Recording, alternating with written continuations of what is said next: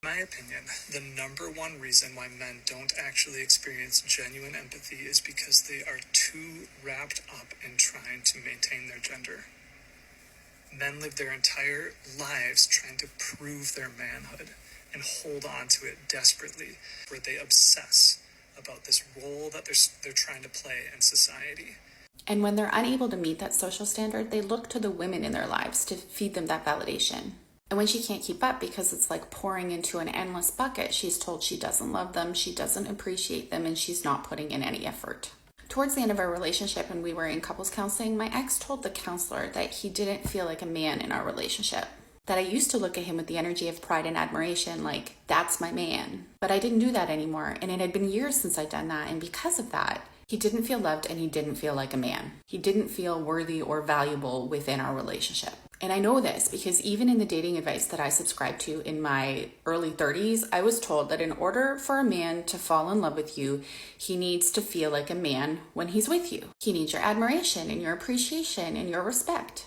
He needs to feel like your hero, and go back and watch Nathan's account on the hero narrative. So when this came up in counseling, it left me feeling like, why is it my responsibility to make you feel like a man? If you want to feel like a man, if you want to feel good about yourself, then do things that make you feel good about yourself. But somehow socially, it has become a woman's responsibility to make a man feel like a man. Now, the problem that I see is that these men don't actually have their own concept of self. Like, they have no fucking clue who they are. They're just subscribing to some socially constructed definition of masculinity. And what that does is it causes them to reject many parts of themselves.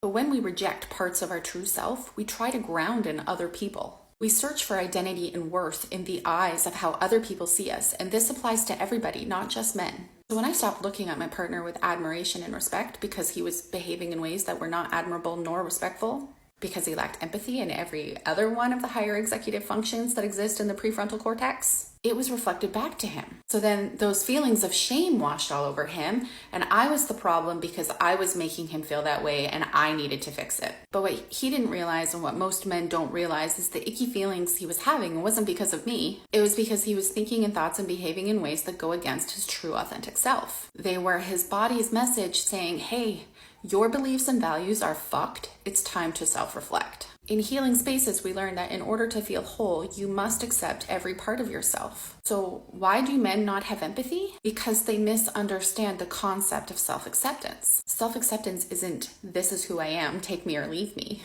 Self-acceptance is returning to your authentic self. Identifying that all of the maladaptive coping skills and faulty beliefs you developed come from a place of self-rejection. So you have to reverse it. You have to shed those things, because if you continue to engage in those things, you continue to self-reject. When you do that healing work and develop self-acceptance, you naturally develop empathy for others. I don't think the question is, how do we convince men that they need empathy? It's, how do we convince men that they need to do their emotional healing work? The sad reality is that we can't. People will do that work when they're ready.